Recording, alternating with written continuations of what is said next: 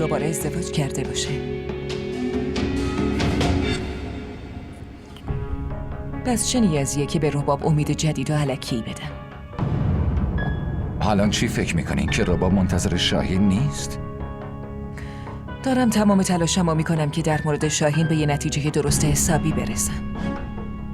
اون وقته که به رباب میگم. الانم اصلا نمیخوام کس دیگه ایم پیدا بشه که خودشو قاطی این ماجراها کنه. منظورم از کس دیگه یعنی هر کسی به جز من و رباب.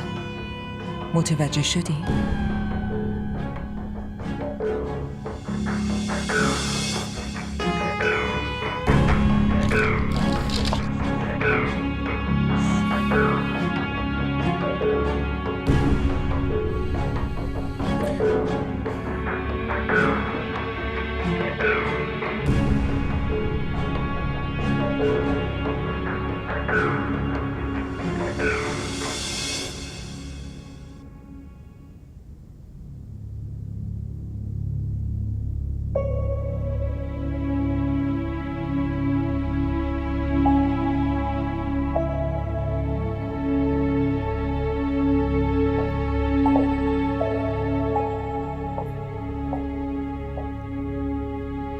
جنیدو از کی میشناسی؟ از بچگی. منظورم اخلاق و رفتارشه. زینب جنید از زمانی با منه که حتی با اشرم ازدواج نکرده بودم. از نظر من که جنید تو رو دوست داره. ببینم تو اصلا متوجه حسش شده بودی؟ نه، حتما برات سوء تفاهم پیش اومده. ما دخترم و پسردایی هستیم و خیلی دوستای خوبیم. اما من اینجوری فکر نمی کنم. خب تو چه فکری میکنی؟ اون عشق و احساسی که تو چشمای جنید برای تو دیدم تو چشمای اشر ندیدم. نه زینب، اون عشقی که من تو چشمای اشر قبل از ازدواج دیدم اونو تو ندیدی. ولی من که باهاش حرف زدم نتونستم اصلا عشقی تو چشاش ببینم. رفته بودی چه حرفی بزنی؟ رفتم درباره همین تصمیم اشتباه شما دوتا حرف بزنم. حالا تو از کدوم عشق حرف میزنی زویا که تو یه لحظه و ثانیه عوض شد؟ رباب از بچگی عاشق و دلباخته اشر بوده، اما اشر هیچ وقت حسش نکرده بود. یعنی قبل از نامزدی یا بعد از ازدواج اینو متوجه شد؟ بعد نامزدی بود. رباب میخواست خودشو به کشتن بده. چی داری میگی؟ همون موقع من رفتم ملاقات رباب، ولی اون حسیو که به اشر داشت انکار کرد.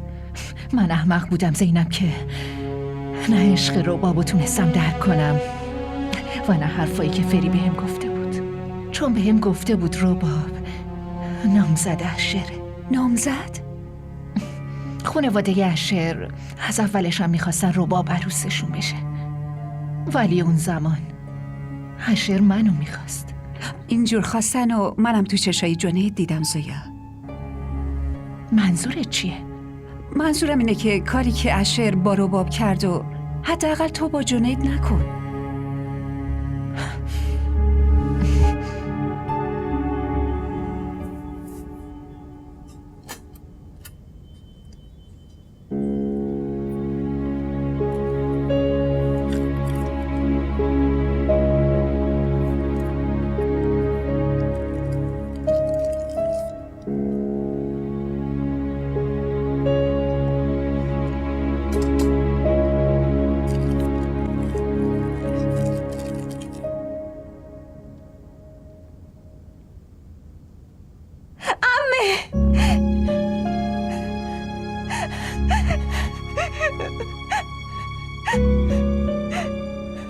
چی شده دخترم؟ چرا گریه میکنی؟ عمه بگو چی شده؟ عمه شاهین منو طلاق داده. چی؟ چی داری میگی عزیزم؟ شاهین منو طلاق داده عمه جون.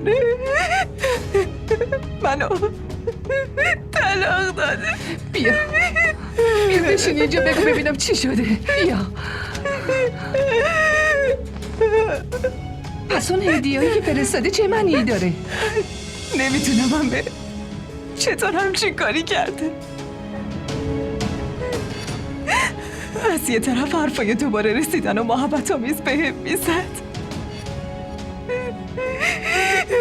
از یه طرف همین برگای طلاق رو برام فرستاده. شما یادتونه که چند روز قبل برای هورین اسباب بازی و لباس فرستاده بود؟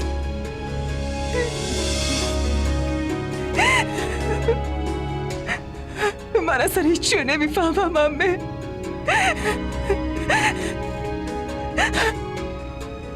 ببینین چی تو این نامه برام نوشته. الان براتون میخونم. همسر عزیزم، میدونم داری به این فکر میکنی که بعد از چند ماه توسط نامه باهات ارتباط برقرار کردم میتونستم بهت زنگ بزنم، همه چی رو بهت توضیح میدم. من کاملا ترکت میکنم.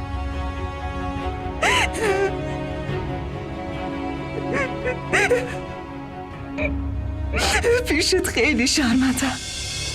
حتما داری فکر میکنی چرا بهت زنگ نزدم، ولی الان نمیتونم دلیلشو بهت بگم.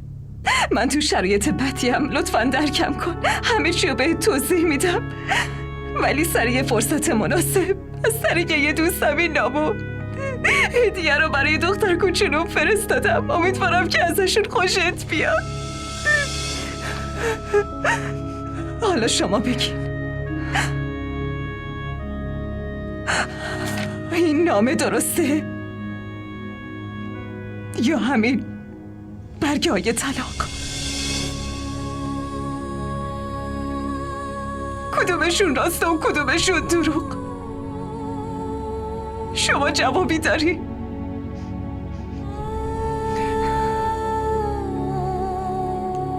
نداری؟ نه، منم هیچ جوابی ندارم.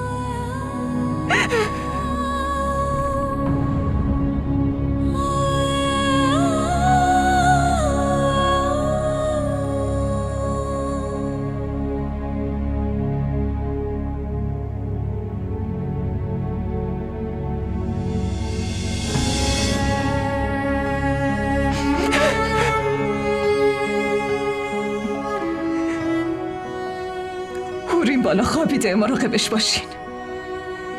تو کجا میری؟ یه شخصی هست که جواب اینا رو میدونه. میرم از اون بپرسم. رباب باید به هم بگی داری کجا میری. رباب پسرم تو برو دنبالش. آخه تو این اوضاع کجا داره میره؟ رباب یه لحظه وایسا. رباب هر جایی میخوای بری من میبرمت. لطفا خواهش میکنم بذار کمکت کنم.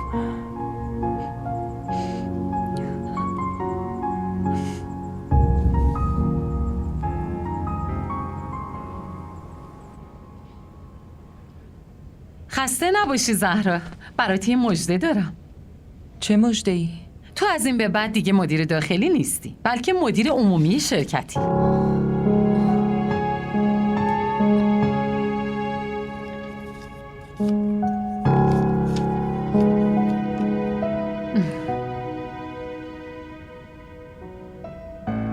چی شده؟ خوشحال نشدی؟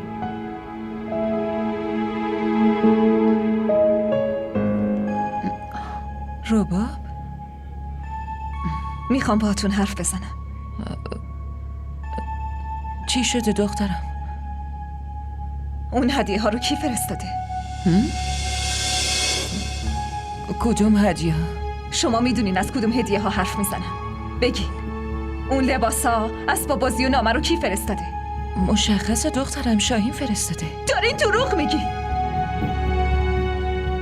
اگه اون چیزا رو شاهین فرستاده بود الان این طلاق رو منو نمیفرستاد.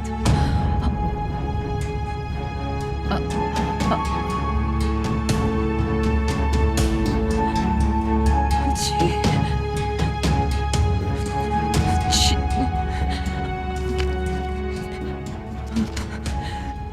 حالا چرا تعجب کردین؟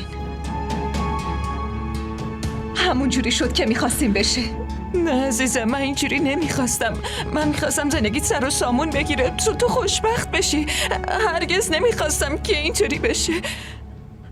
شما چرا ناراحت شدین؟ الان باید خوشحال باشین، نه؟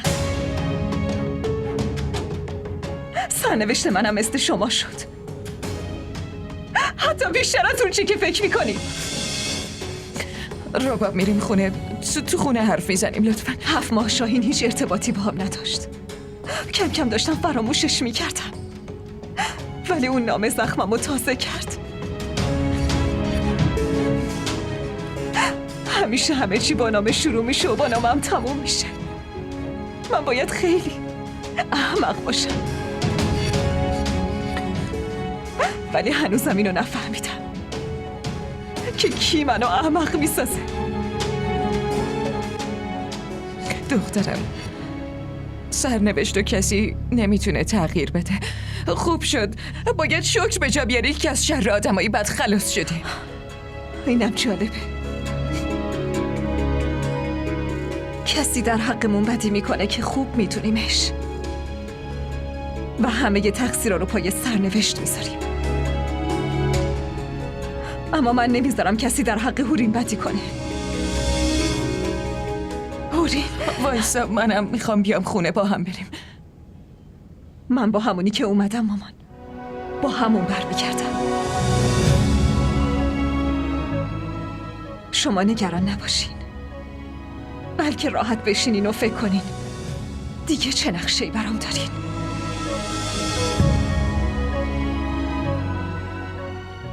رباب،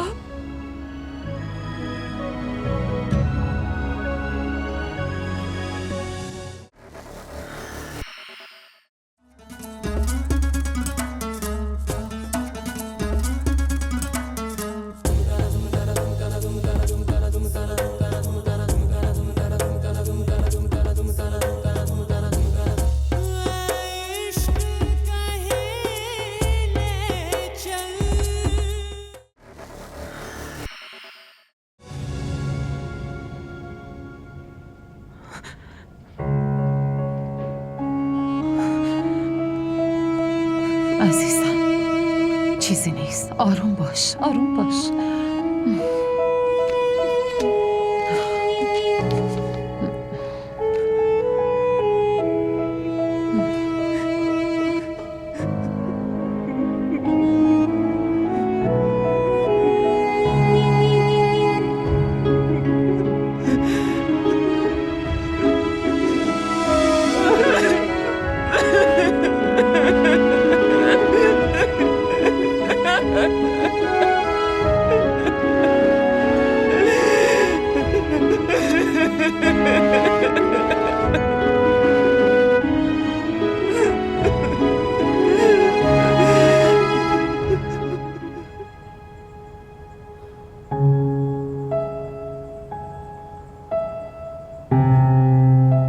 اشر،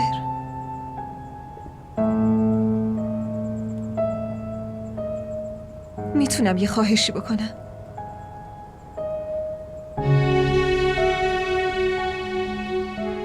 میخوام فقط برای آخرین بار شاهین رو ببینم.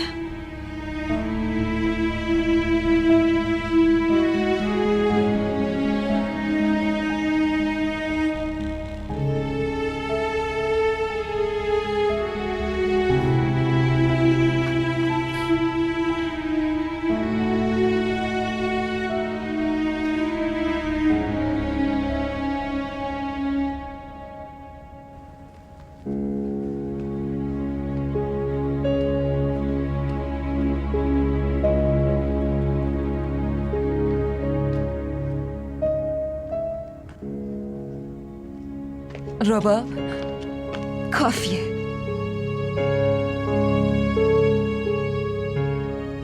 دیگه نمیخوام بهم امید الکی بدین.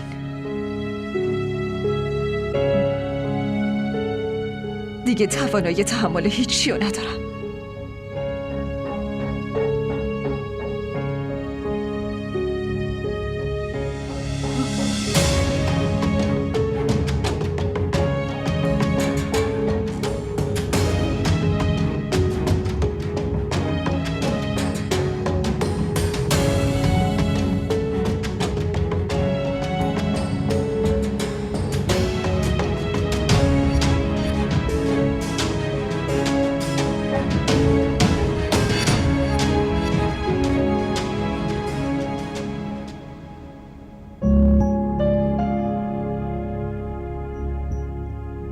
اون روز زندایی یه پاکت گرفت.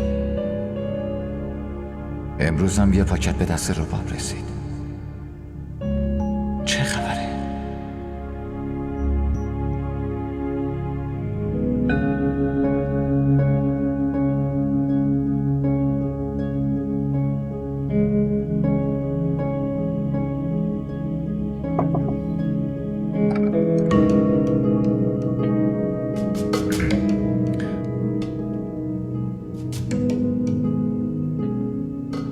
اشر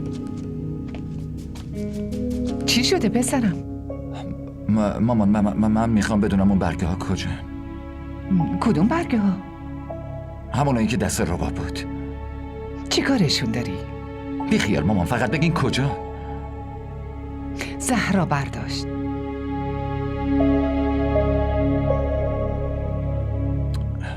باشه مامان، برید بخوابید. ببخشید.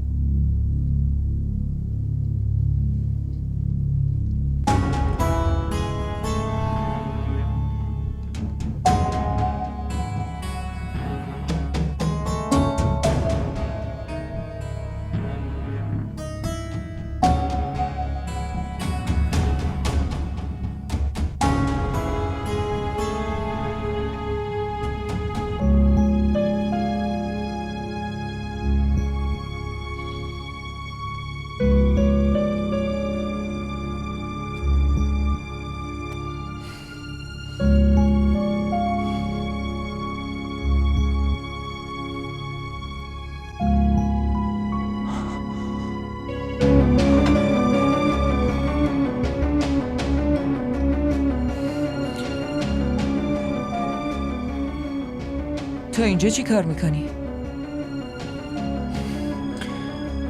اومدم شکمو برطرف کنم. نمیتونستم تا فردا صبح منتظر بمونم. چه شکی؟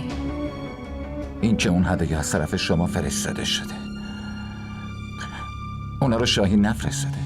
چرا چرت و پرت میگی؟ چرا باید این کارو بکنم؟ من نمیدونم، ولی اینو خوب میدونم که همچین کاری ازتون بعید نیست خانم. من چرا باید این کارو بکنم؟ بیاین فرض کنیم شما این کارو نکردین، ولی به هم بگین که اون روز تو دفتر پست چی کار میکردین و اون بسته ای که دستتون بود برای کی فرستاده شد؟ چی شده ها؟ یادتون نمیاد؟ اون همون بسته ای نیست که الان پیش ربابه؟ نه، این اون بسته ای که دیدی نیست. پس میشه بگین که داخل اون بسته چی بود؟ و برای کی میخواستین بفرستینش؟ من اصلا لازم نمیدونم که کارمو بهت توضیح بدم. تو کی هستی که از هم بازجویی میکنی؟ آره درسته، ولی اون دختر که تو اتاقه میتونه ازتون بپرسه. میدونین اون دختر کی؟ اون که بپرسه دیگه مشکلی نداره، نه؟ حداقل به فکر اون میبودین خانم. دختر من زندگی منه، تمام هستی منه. این که براش چی خوب باشه یا چی بد قطعا هیچ کس بهتر از من نمیدونه. بهتره این مزخرفاتو تموم کنی. از اینجا هم گمشی بری. میدونین بزرگترین اشتباهتون چی؟ این که فکر میکنین هیچ کس نمیتونه بهتر از شما دخترتون رو خوشحال کنه. اگه این طرز فکر رو نمیداشتین حالا دیگه هیچ وقت دخترتون به این حال و روز دچار نمیشه. لجبازی شما دخترتون رو نابود کرد، میفهمی؟ گم شو از اینجا برو، وگرنه اون روی منو میبینی، فهمیدی؟ قبل رفتن میخوام یه چیزی رو بگم. اون برگه هایی که در مورد شاهین بهتون دادم یه کپی از روشون برداشتم. قسم میخورم شاهین هر جای دنیا که باشه حتما پیداش میکنم و میبرمش پیش رباب.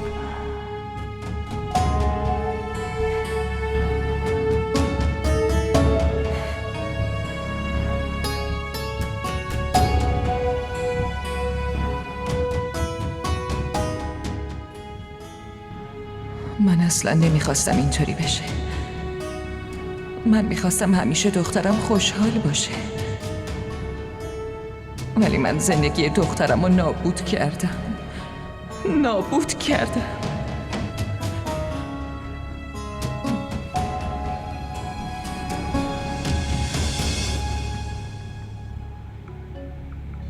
ما را در شبکه‌های اجتماعی دنبال کنید.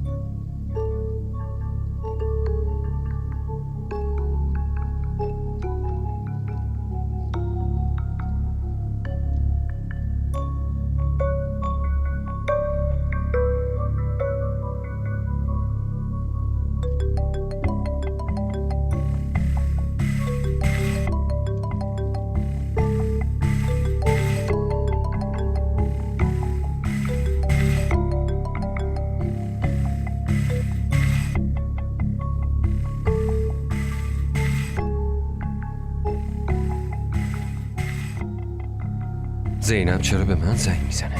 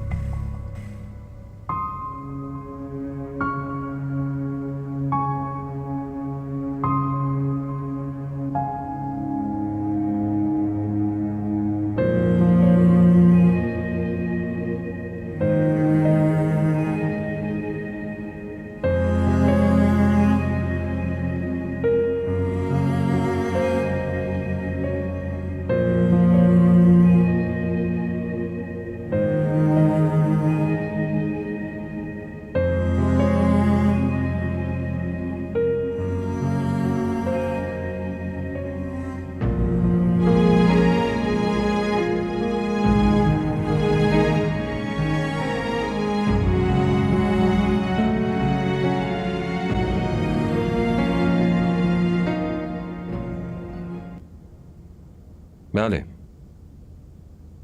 آره، باید میدیدینش نه؟ این مسئولیت شماست. ببخشین. نه، شما باید ببینینش. باشه، من بعداً بهتون زنگ میزنم میگم.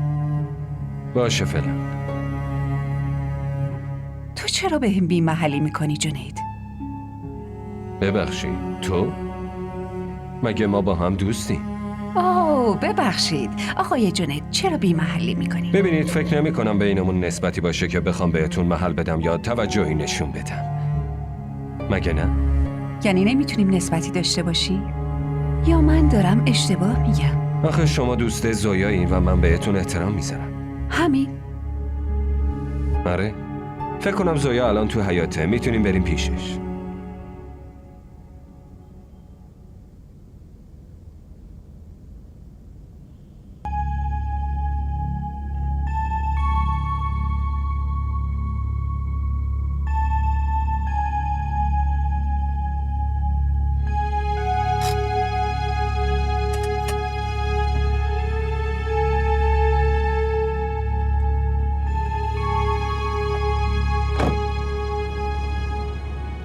سلام علیکم.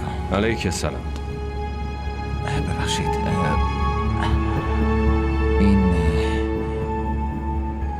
این آقا رو شما میشناسین؟ بله. چرا میخندی؟ فکر کنم از شما هم کلاهبرداری کرده. چی داری میگی؟ یعنی اینکه هر کسی که وارد این محله میشه و از این آدم میپرسه حتما ازش یه کلاهبرداری بزرگ شده. هنوزم تو این محله؟ تو این محل بود، ولی خیلی وقت از این محل رفته، اما هنوز مادرش تو همین محل است. اونم مثل شما دنبال پسرش میگرده. مادرش؟ آره، مادرش که هنوزم چشم به راه پسرشه. اونجا، اون خونه روبرویی که میبینی. ازتون ممنونم. به سلامت.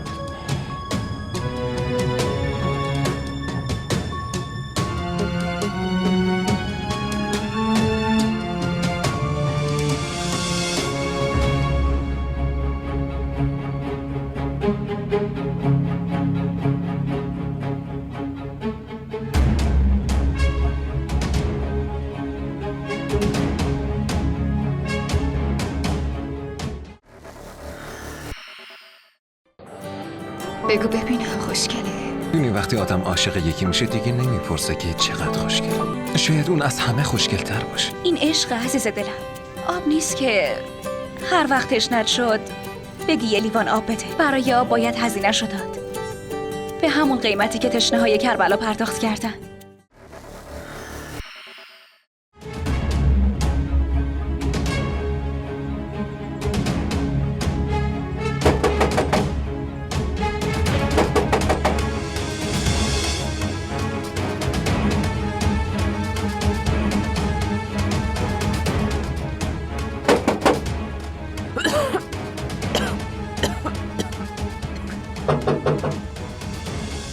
بفرمایید داخل.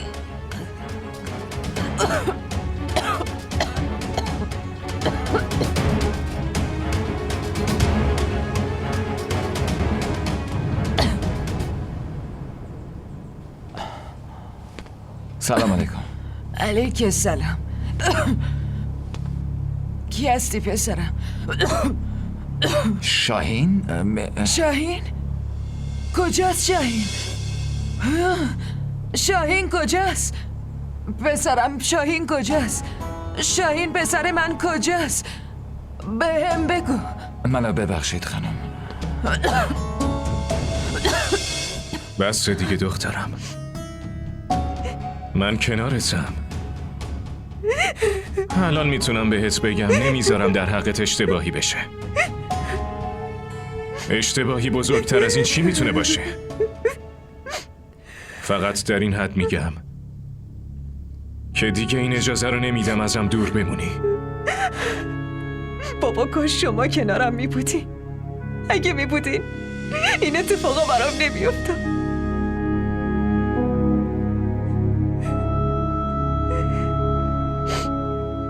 آره راست میگی، باید همیشه کنارت میبودم. الان که با خودم فکر میکنم میبینم بیشتر از زهرا من مقصرم. اون دچار سوء تفاهم شد و منم از سر لجبازی باهاش از اینجا رفتم. به این فکر نکردم که فرزند من به پدر و مادر نیاز داره.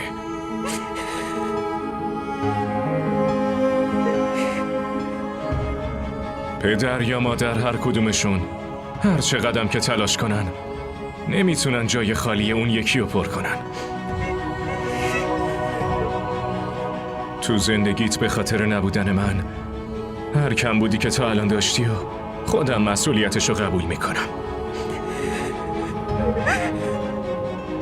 ازت معذرت میخوام. اگه ممکنه منو ببخش دخترم.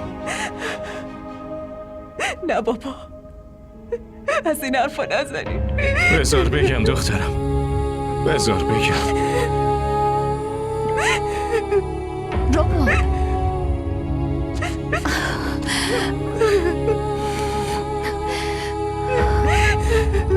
آروم باش. آروم باش عزیزم. همه اینا تقصیر خانم جباره. اون این خانواده رو معرفی کرد. شما هم همراهم بیاین بریم پیشش. میریم و ازش حساب میپرسیم که چرا همچین کاری در حقم کرده. تقصیر هیچ کس نیست. چی دارین میگین؟ یعنی شما میخواین بگین مقصر همه اینا منم؟ اینو میخواین بگین؟ شاید از این ناراحت بشی، ولی آره، مقصر فقط تویی. ببین زهرا، من قبول دارم که تو برای رباب چه کاری کردی. فداکاریای تو رو هیچ جوره نمیشه جبران کرد. تو جوونی تو براش وقف کردی. تحصیلات اون، تربیت، تو اونو تو بدترین شرایط بزرگ کردی. هیچ وقت نذاشتی کم بوده پدر رو حس کنه. اما یه چیزی بگم، پدر دیگه. هیچ کسی نمیتونه جاشو بگیره، حتی مادرش. همینطور که جای مادر رو کسی نمیتونه بگیره. زنای امروز همه کار ازشون برمیاد، اما بازم یه سری کارا رو نمیتونن انجام بدن. بعضی کارا از عهده مردا برمیاد. بزرگترین اشتباه تو اینه که موقعی که رباب میخواست وصلت کنه نذاشتی اشفاق دخالت کنه. حالا مردم اینجوری سوء استفاده کردن. من این حرفا رو نمیزنم که یه وقت تو احساس پشیمونی کنی، ولی باید قبول کنی این که رباب به جز تو به آدمای دیگه‌ای هم نیاز داره. همیشه که تو نیستی زهرا. رباب تا میتونه باید جوونی کنه. بذار هر کاری میخواد انجام بده. حرفای منو که میفهمی نه؟ دیگه وقتشه که برم. مراقب خودت باش. خداحافظ.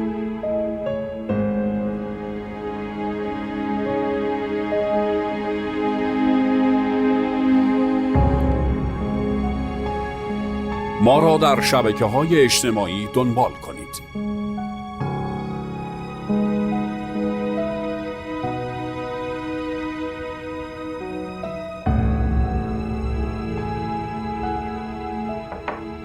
چی کار میکنی؟ کاری نمی کنم. اگه بیکاری پس کار من انجام بده. چه کاری؟ این که همراهم بیای خرید. کمکم میکنی؟ میدونی از آخرین باری که رفتیم خرید خیلی گذشته. اما لطفاً بهونه نیار. باشه خوبه. کی بریم؟ همین الان؟ الان؟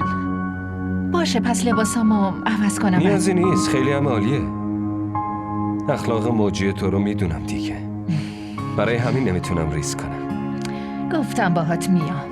فقط 5 دقیقه بهم وقت بده. باشه پس من تو ماشین منتظرتم. خوبه.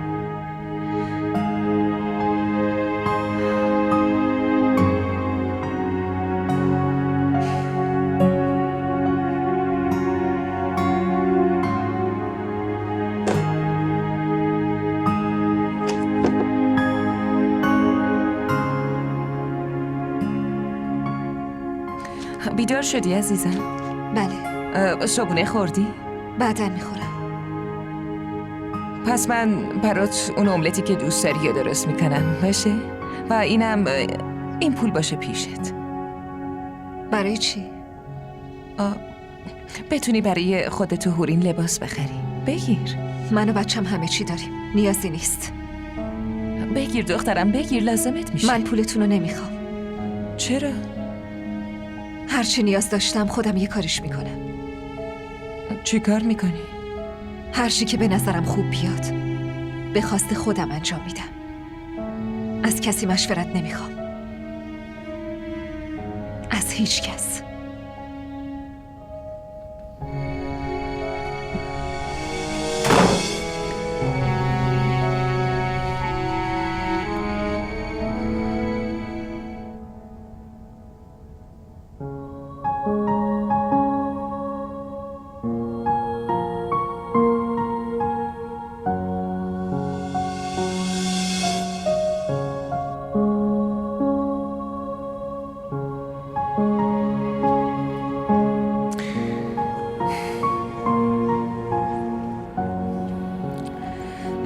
زویا تو چرا اینقدر برای تصمیم گرفتن دیر میکنی؟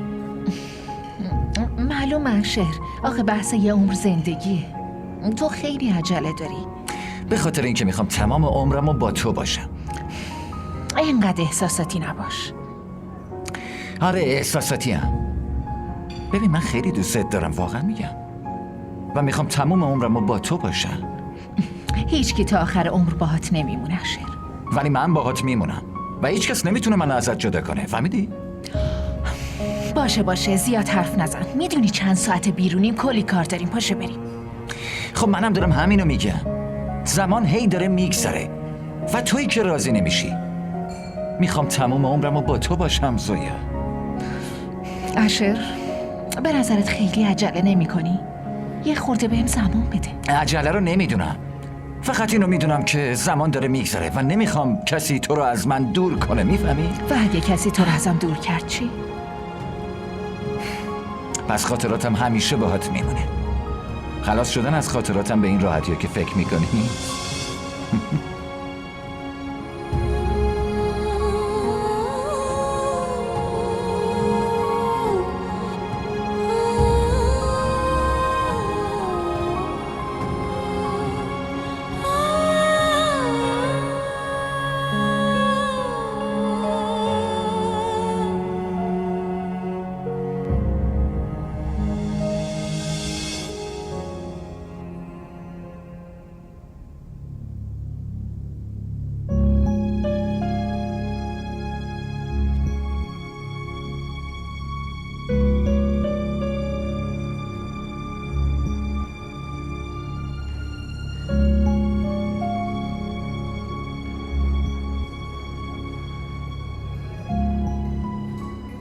اشر؟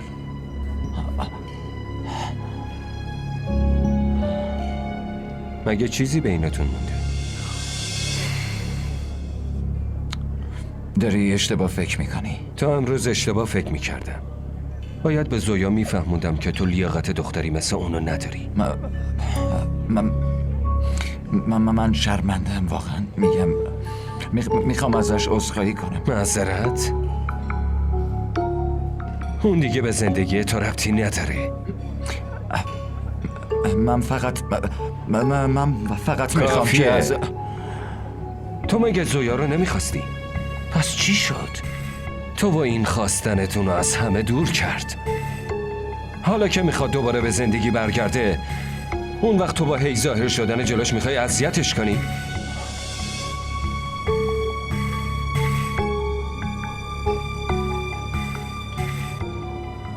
من قبول دارم که در حق زویا خیلی بی‌انصافی کردم، اما چی؟ چی؟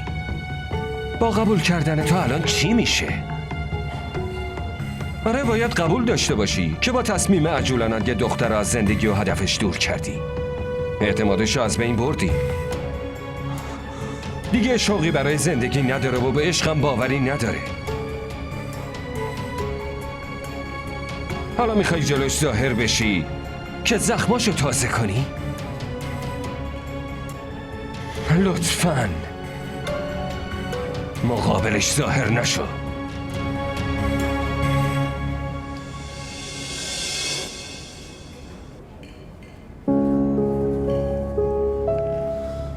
پاشو بریم زویا. کجا رفتی تو؟ لطفاً بریم، ازم نپرس. باشه.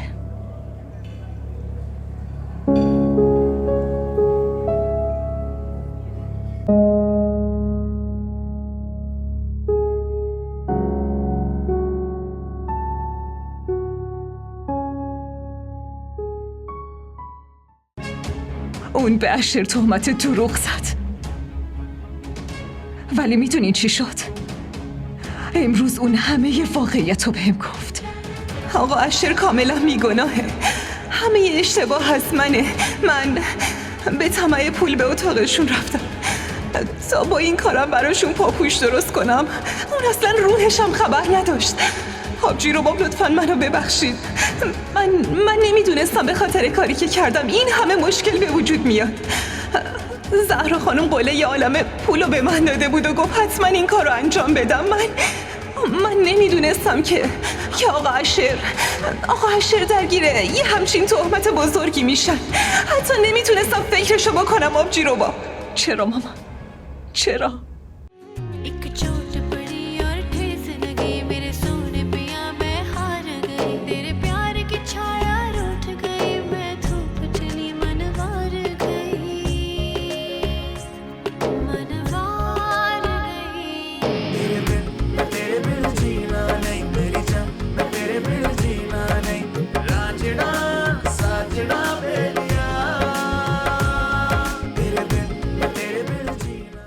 DDTV ارائه کننده بزرگترین سریال های درامای ترکی، کره‌ای، پاکستانی دوبله شده به فارسی می باشد. لطفاً سابسکرایب کنید و عضوی از خانواده ما شوید.